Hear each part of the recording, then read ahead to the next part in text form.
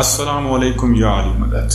اپنی اس تحریر کا آغاز نہ چاہتے ہوئے بھی اہل سنت کتب صحیح بخاری و مسلم کی اس حدیث سے کروں گا جو دشمن بنت رسول و گستاخ امام مہدی یعنی انجینئر محمد علی مرزا نے اپنے اس کلپ میں پیش کی، جس میں موصوف نے خلیفہ عمر ابن خطاب کے جرائم کو چھپاتے ہوئے یہ ثابت کرنے کی کوشش کی کہ اذان فجر میں موجود بدعتی کلمات الصلاۃ خیر من النوم عمر ابن خطاب نے نہیں بلکہ یہ الفاظ خود رسول اللہ نے تعلیم فرمائے تھے۔ باقی باتیں بعد میں، پہلے اس حدیث سے بسم اللہ جو انجینئر نے پیش کی کہ رسول اکرم نے ارشاد فرمایا جس نے ہمارے دین میں از خود کوئی چیز داخل کی وہ مردود ہے۔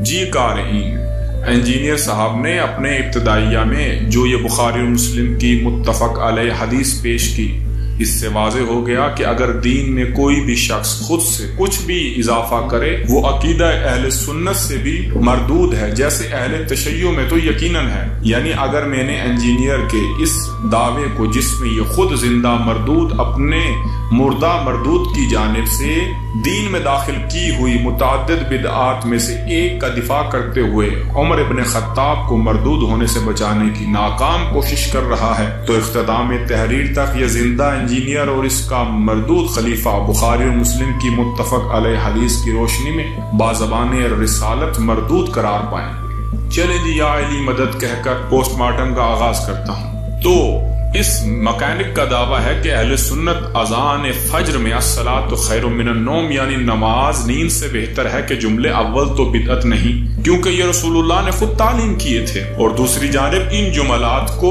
دوسرے خلیفہ سے منسوب کرنا سراسر جھوٹ ہے۔ گستاخ امام مہدی اپنی اس ویڈیو میں دوسرے خلیفہ کو مردود قرار پانے سے بچانے کی خاطر پہلی دلیل کو کچھ ان الفاظ میں پیش کرتا ہے۔ سیدنا عمر ہو یا کوئی بڑے سے بڑی پرسنالٹی ہو، کسی کو اسلام میں بدعت داخل کرنے کا کوئی اختیار، کیونکہ نبی علیہ السلام نے کیٹیگوریکل مینشن کر دیا ہے، بخاری مسلم میں موجود ہے کہ آپ صلی اللہ علیہ وآلہ وسلم نے فرمایا من احدث فی امرنا ھذا فہو رد، جس نے ہمارے دین میں کوئی چیز داخل کی وہ مردود ہے، چاہے کوئی بھی کرے۔ شیعہ نے بھی اس حوالے سے سیدنا عمر کو ٹارگٹ کیا کہ بھئی الصلاۃ خیر من النوم کے الفاظ سیدنا عمر نے اذان میں داخل کیے ہیں۔ سیدنا عمر یہ کیسے کام کر سکتے تھے؟ ان کی کیسے جرأت تھی کہ یہ کام کرتے؟ الصلاۃ خیر من النوم کے الفاظ نبی صلی اللہ علیہ وآلہ وسلم نے خود تعلیم فرمائے ہیں۔ الصلاۃ خیر من النوم کے الفاظ نبی صلی اللہ علیہ وآلہ وسلم نے خود تعلیم فرمائے ہیں۔ صحیح مسلم کے اندر حدیث موجود ہے کہ جو ابو محذورہ صحابی تھے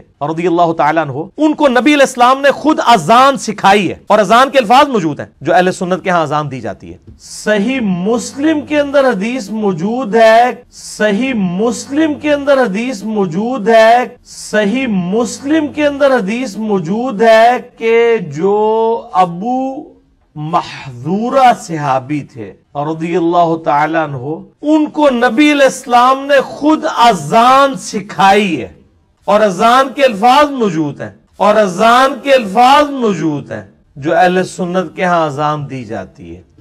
قارئین یقین مانیں کہ میں فقط ایک سوال سے اس مکینک مرزا کے دعوے کو جھوٹا ثابت کر سکتا ہوں، پر لفظوں سے دشمن زہرا پر غبار نکالنے کا دل ہے تو تحریر لکھنے بیٹھ گیا۔ آپ سوچ رہی ہوں گے کہ آخر میں کس طرح فقط ایک سوال سے مکینک کو جھوٹا ثابت کر سکتا ہوں، تو ٹینشن نہ لیں، ابھی بیان کر دیتا ہوں۔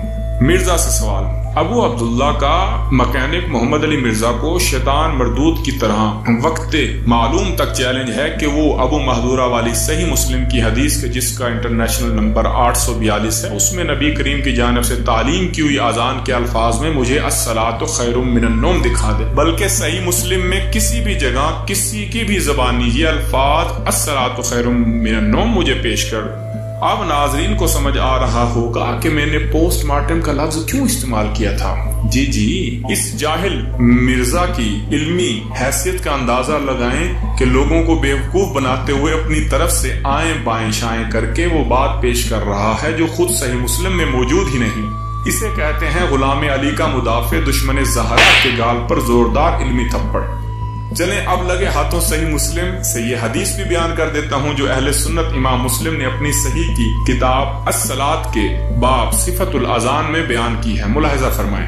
ابو غسان مسعمی اور اسحاق بن ابراہیم نے مجھے حدیث بیان کی. کہا ابو غسان نے ہمیں معاذ نے حدیث سنائی اور اسحاق نے ہمیں کپڑے والے حشام کے بیٹے معاذ نے خبر دی. انہوں نے معاذ سے کہا مجھے میرے والد نے عامر احول سے حدیث سنائی. انہوں نے حضرت ابو محذورہ سے روایت کی ہے کہ اللہ کے نبی نے انہیں یہ اذان سکھائی, اللہ اکبر اشہد ان لا الہ الا اللہ. اس کے بعد آخر تک یہ آپ اذان جو ہے ملاحظہ فرمائیں.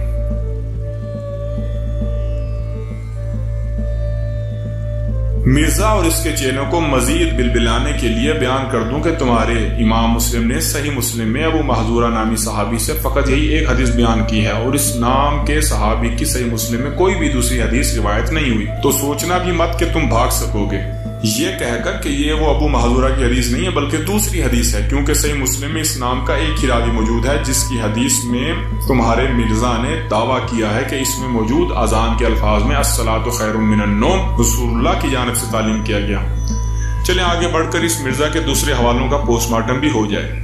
کہتا ہے اسی حدیث کا ایک طریق جو ہے وہ سنن ابی داؤد کے اندر بھی موجود ہے, سنن نسائی کے اندر, اور نسائی جو ہے نا بخاری اور مسلم کے بعد اس روایت پہ سب سے صحیح ترین کتاب ہے. سنن نسائی کے اندر انٹرنیشنل نمبر کے مطابق 634 نمبر حدیث ہے. سنن ابی داؤد میں موجود ہے لیکن نسائی والی روایت مضبوط ہے. جی تو تحریر کو طوالت سے بچانے کی خاطر مرزا کے مطابق جو روایت سنن ابی داؤد میں ہے وہ خود اس کی زبانی کمزور ہے, تو میں اسے سکپ کر رہا ہوں اور سنن نسائی والی روایت کا پوسٹ مارٹم پیش کر دیتا ہوں.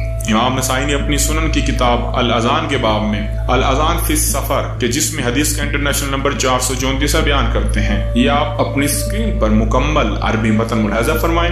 ابن جریج بیان کرتے ہیں کہ مجھے یہ حدیث عثمان بن صاحب نے اپنے والد اور عبد المالک بن ابی محذورہ کی والدہ سے بیان کی ہے. ان دونوں نے یہ حدیث خود حضرت ابو محذورہ رضی اللہ عنہ سے سنی ہے. جی تو آپ اس روایت کا جر و تعدیل سے آپریشن پیش خدمت ہے.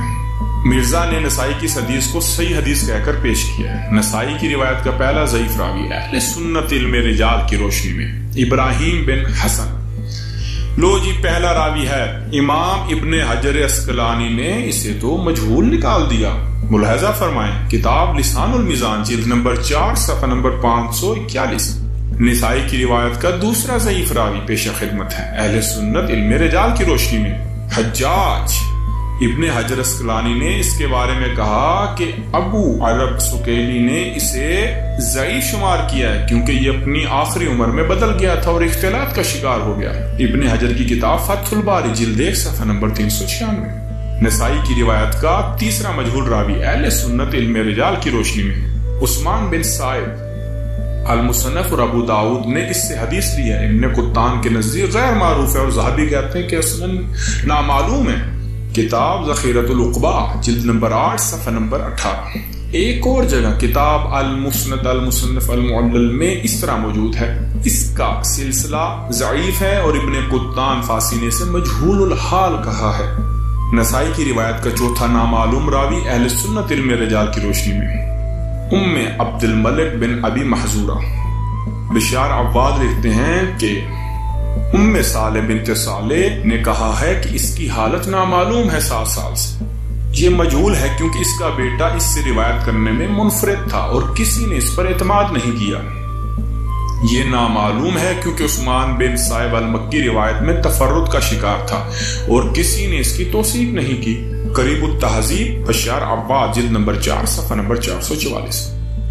تو دیکھا قارئین مکینک محمد علی مرزا نامی ایک خود ساختہ محقق کی علمی حیثیت ہے جو پہلے صحیح مسلم کی نامعلوم روایت پیش کر کے رسول اللہ پر جھوٹی تہمت لگاتا ہے اور رسول اللہ پر جھوٹی تہمت لگانے والا ان کے ہاں صحیح روایت کے مطابق سیدھا جہنم کے گڑھے اور بعد میں سنن نسائی کی روایت کے گلے میں صحیح کی مالا پہنا کر دوسرے خلیفہ عمر ابن خطاب کو مردود ہونے سے بچانے کی ناکام کوشش کرتا ہے. لیکن بیچارہ ہمیشہ کی طرح اس بار بھی منہ کے بل گرا. تو جناب اب انگوٹھوں میں مزید ٹائپنگ کی طاقت نہیں رہی تو تحریر کا اختتام کرتے ہیں اس دعوے کے ساتھ کہ مرزا جتنا بھی زور لگا لے قاتل بنت رسول کو کبھی نہیں بچا سکتا کیونکہ جس نے بھی آل رسول سے دشمنی کی ان پر ظلم ڈھائے خدا نے رہتی دنیا تک اس کے نصیب میں رسوائی اور ذلت کو لکھ دیا. والسلام علیکم ورحمۃ اللہ وبرکاتہ. فقیر در زہرا ابو عبداللہ.